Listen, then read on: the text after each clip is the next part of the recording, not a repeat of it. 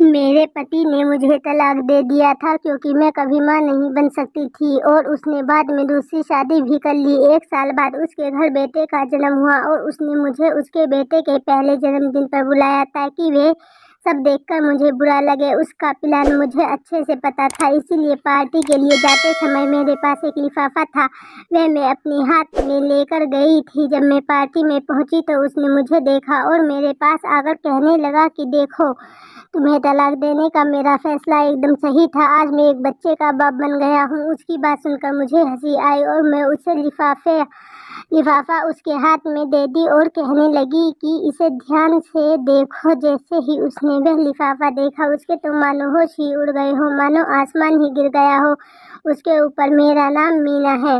آج میرے نند کے بیٹے کا جنم دن ہے کے اپلکش میں گھر پر پوجا رکھوائی تھی اور میں پوجا کے لیے آئے ہوئے سامان کو ہاتھ لگا دیا تھا۔ بس پھر کیا تھا، میری ساس نے وہ دیکھ لیا اور زور زور سے مجھ پر چلانے لگی کہ تو نے اس سامان کو ہاتھ لگایا ہی کیوں؟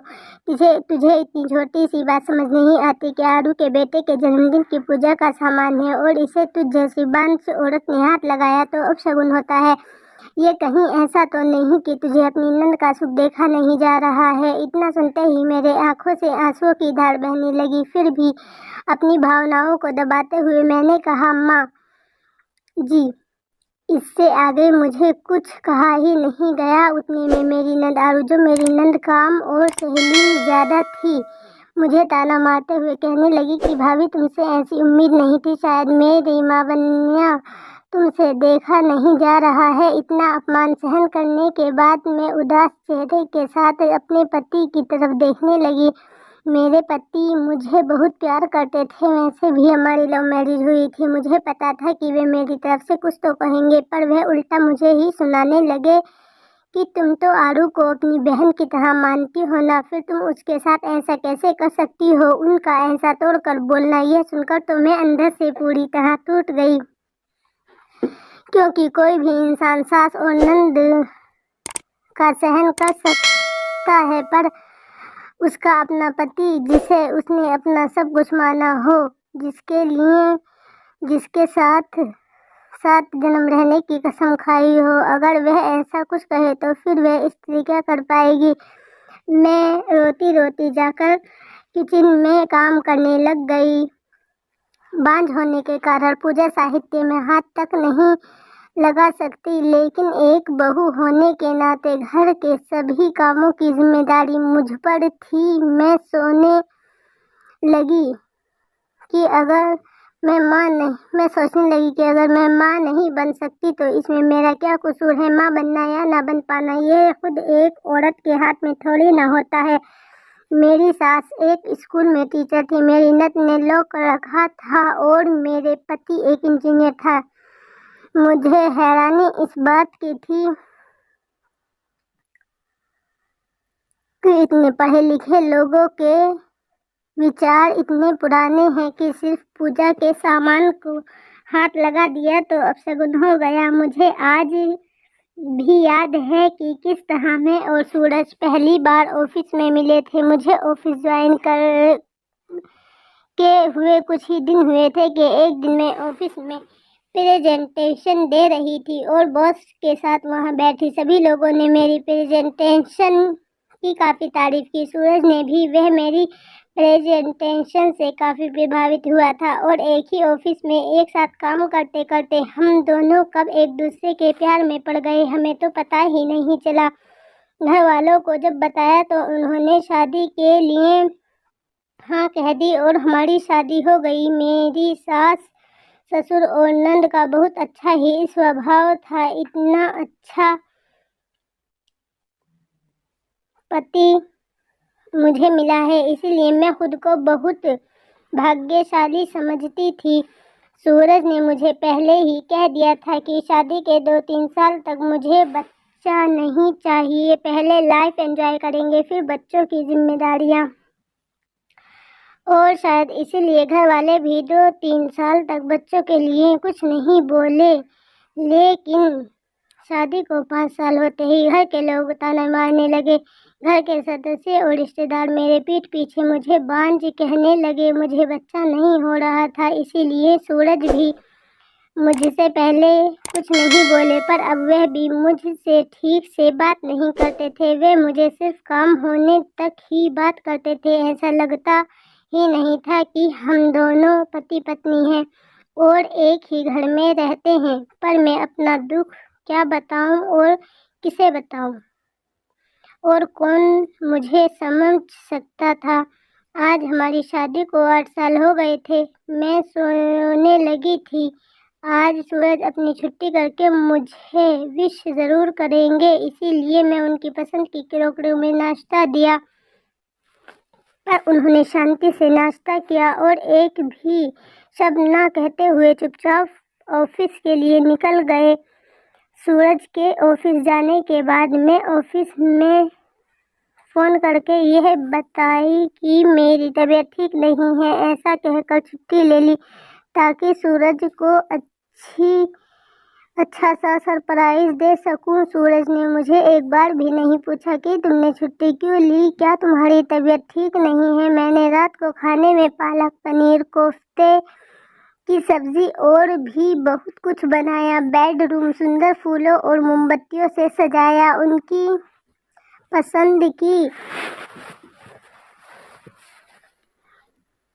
لال رنگ کی بارڈر کی ساڑی پہنی۔ مجھے آج پورا یقین تھا سورج چپی توڑ کر مجھ سے بات کریں گے اور میں انہیں بچہ گود لینے کے لیے راضی کر لوں گی، لیکن جب وہ گھر آئے انہوں نے ایک بار بھی میری طرف نہیں دیکھا۔ مجھے لگا کہ شاید بیڈ روم میں جا کر وش کریں گے، پر سب کچھ الٹا ہی ہو رہا تھا۔ وش کرنا تو دور، انہوں نے میری طرف دیکھا تک نہیں تھا۔ تھوڑی دیر بعد مجھے ہی رہا نہیں گیا اور میں ہی ان سے بولی کہ سورج، آپ اپنی شادی کی سالگرہ بھول گئے تم؟ یہ سنتے ہی وہ کہنے لگے کہ ارے نہیں، یہ دن تو بھولنا بھی چاہوں تو بھی نہیں بھول سکتا، کیونکہ آج ہی کے دن ایک بانجھ عورت میرے گلے پڑ گئی تھی۔ اس کے ایسے شبد سن کر مانو میری آنکھوں کے سامنے اندھیرا چھا گیا ہو۔ میں اپنے آنسوؤں کو روکتے ہوئے کہنے لگی کہ کیا ہم بچہ گود نہیں لے سکتے؟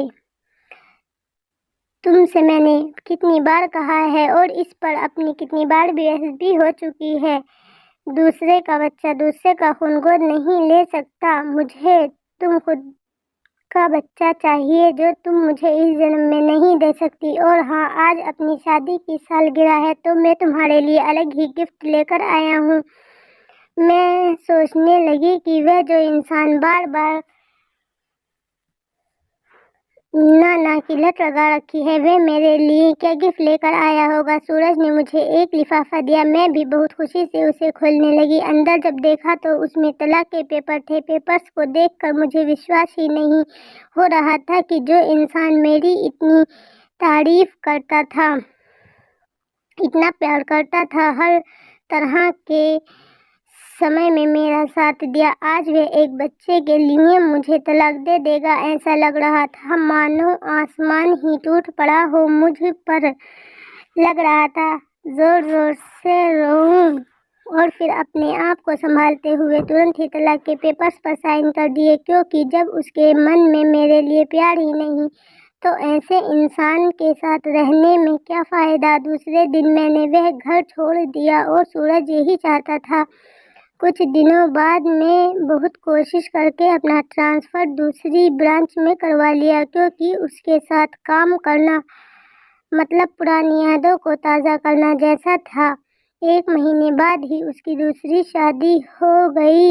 1 سال بعد پتہ چلا کہ اس کا بیٹا ہوا ہے۔ بیٹا ہونے کی خوشی میں اس نے پارٹی رکھی تھی اور اس پارٹی میں مجھے بھی بلایا تھا تاکہ وہ میرا اپمان کر سکے۔ میں بھی اس پارٹی میں گئی۔ مجھے دیکھتے ہی وہ میرے پاس آیا اور کہنے لگا کہ دیکھو، تمہیں طلاق دینے کا فیصلہ میرا کتنا صحیح تھا۔ میں باپ بن گیا ہوں۔ میں بھی बहुत नम्रता से उसे पिता बनने की बधाई देने लगी। बाद में मैंने अपने साथ एक जो लिफाफा लाई थी उसे देते हुए कहा कि मेरी तरफ से यह सरप्राइज गिफ्ट का नाम सुनकर वह थोड़ा हैरान हो गया, क्योंकि उसकी शादी की सालगिरह के दिन उसने भी मुझे एक सरप्राइज दिया था। तलाक के पेपर्स, अब ये मुझे कौन सा गिफ्ट दे रही है, ये सोचते हुए उसने वह लिफाफा खोला और सामने जो देखा उसे देखकर उसके पैरों तले जमीन खिसक गई। दिसंबर की कड़कती हुई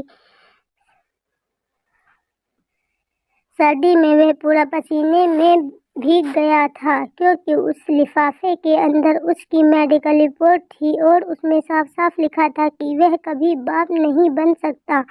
वह अपनी पत्नी की ओर देखने लगा और उसकी झुकी हुई नज़र सब कुछ एकदम शीशे की तरह साफ कर दिया था। मैंने उससे कहा कि अब तुम्हें तय करना है कि तुम्हें दूसरे का बच्चा, दूसरे का खून गोद लेना है या नहीं। ऐसा कहकर मैं वहाँ से चली गई। दूसरे दिन वह और उसकी माँ मेरे घर आए। दोनों को कुछ समझ नहीं आ रहा था कि क्या कहा जाए। फिर भी वे कहने लगे कि वह मेडिकल रिपोर्ट, मैंने उसे बताया कि तुम्हें याद है हम दोनों ने मेडिकल चेकअप करवाया था और